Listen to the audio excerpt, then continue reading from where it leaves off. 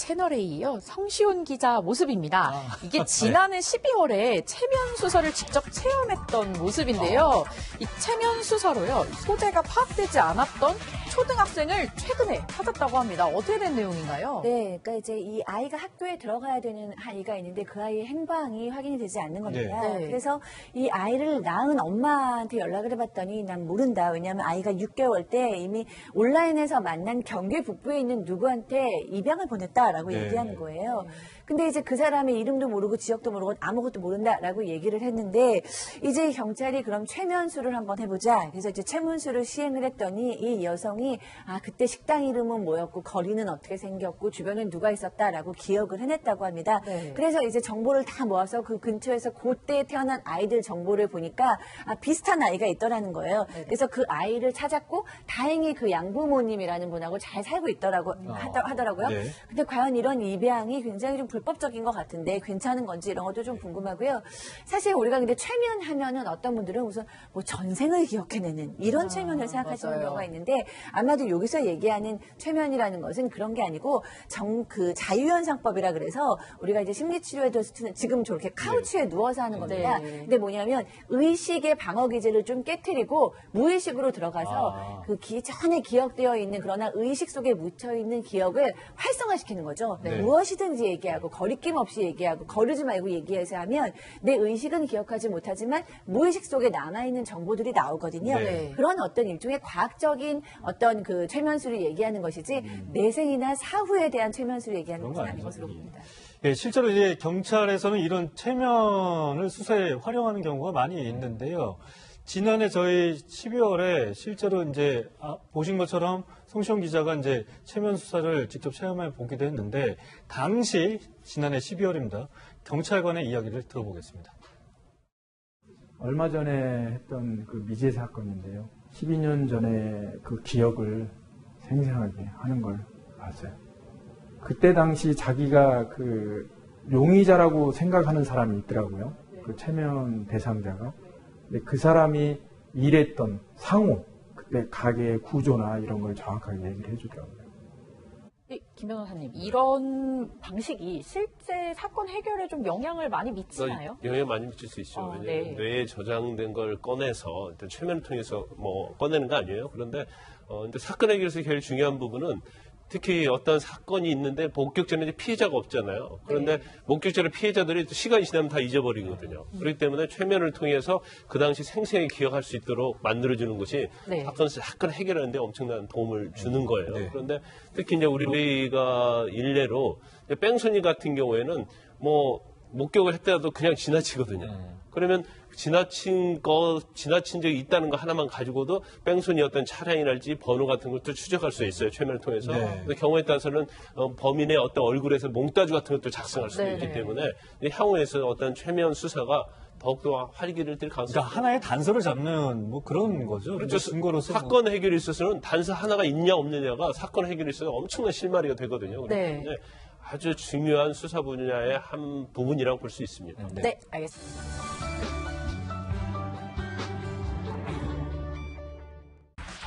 네, 노란색 깡통이 담겨 있습니다. 그런데 잘 보면 어떤 문양이 그려져 있죠. 바로 방사능 표식입니다. 최근 이런 택배가요, 전국 각지의 정부청사랑 정부 기관에 배달이 되면서 경찰, 소방, 특수화학구조대 등이 총출동하는 그런 소동이 벌어졌다고 하는데요. 어떤 내용인가요? 지금 우리 앵커님 옷 색깔하고 비슷하죠.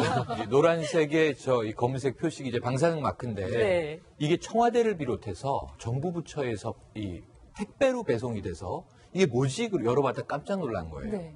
테러 아닌가? 그렇게 의심할 수 있어요. 그런데 확인해 보니 전국에 90개 공공기관에 택배가 간 겁니다. 거의 100개 가까운 어마어마하죠? 모두 다 이제 뭐 경찰들이 출동하고 해서 저걸 열어보니까 다행히 위험 물질은 아니었어요. 저 캔 뚜껑을 열면 안에 이렇게 쭉 종이가 붙어 있는데 이게 원자력의 위험성을 이제 경고하는 그런 글이에요. 나중에 밝혀졌는데 이게 단체도 있습니다.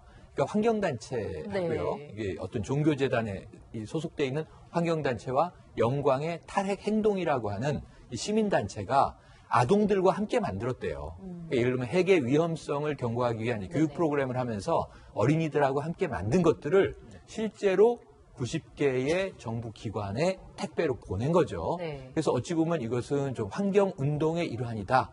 이 내용으로 확인은 됐지만 네. 요즘 얼마나 시국이 뒤숭숭합니까? 네. 네. 이게 또 평창 동계 올림픽 기간이라 네. 테러에 대한 경계령도 있고 네. 그 타이밍이 좀 안 좋지 않았나. 그리고 또 이게 조금 허술하게 만들어졌으면 이게 장난감 아니야 이럴 수 있는데 그럴듯하게 만들어져 있어요. 그러니까 과도하게 잘 만들었다 이런 생각을 해보면서 조금은 위험한 환경운동이었다 이런 생각이 듭니다. 네. 김가섭 변호사님, 이거 법적으로 문제 있는 거 아닌가요?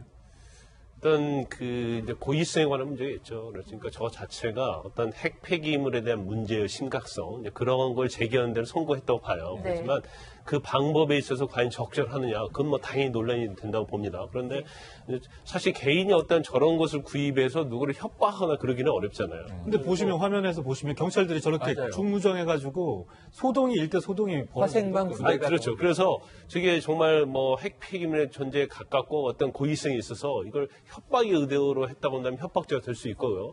또 이걸 뭐 배송을 했는데 당연히 뭐 소방단체랄지 이제 특수화학 전담 처리반에서 와서 이걸 할 것이라는 걸 다 예상을 했다면 네. 이것도 유기한 공무집행방해도 충분히 될 수 있는 사안은 맞아요. 그런데 아마 이제 법적으로 처벌하기 어렵다고 봅니다. 왜냐하면 고의성이 이제 문제에 있어서 네. 어떤 협박이랄지 공무집행 방해하려는 고의는 없었잖아요.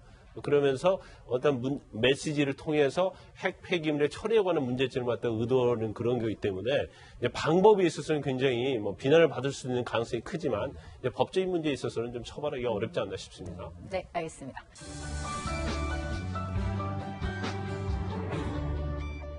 네, 학생들이 많이 메고 다니는 검정색 백팩인데요. 아주 평범해 보이죠?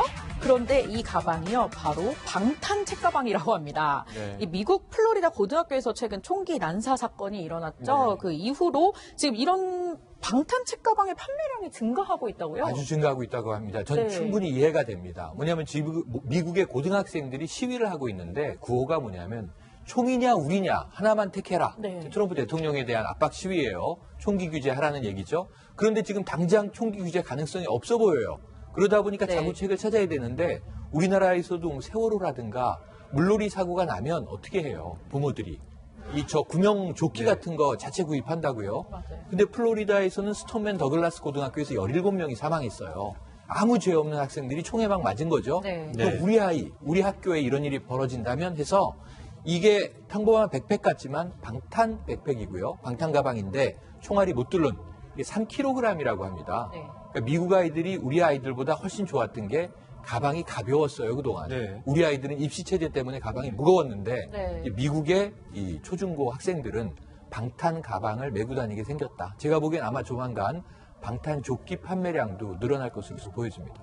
근데 이런 참 모습을 보면 씁쓸하기도 한데 저런 방탄 가방이 실제로 효과를 나타낼 수 있을까 뭐 그런 지금, 생각도 들거든요. 네, 실험을 하는 걸 보면은 뭐 어느 정도의 효과는 입증되고 있는 것 같습니다. 근데 저는 조금 이제 걱정스러운 게 뭐냐면 그 마음은 충분히 이해하고 어쩌면 이제 엄마로서의 저도 정말로 내 아들을 보호할 수 있다면 저런 걸 사주고 싶을 것 같아요.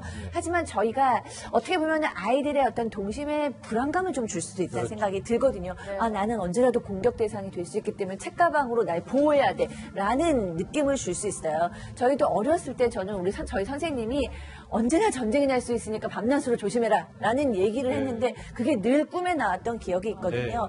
그래서 좀 과도한 불안감을 심어줄 가능성도 있기 때문에 아이들에게는 너무 심각하게 접근하기보다는 그냥 가방인데 이런 정도의 기능이 추가된 거다라는 정도로 얘기해 주는 것도 나쁘지 않겠다는 생각이 드네요. 네. 네, 알겠습니다. 하여튼 이런 총기 사고가 앞으로는 더 이상 없었으면 하는 바람입니다.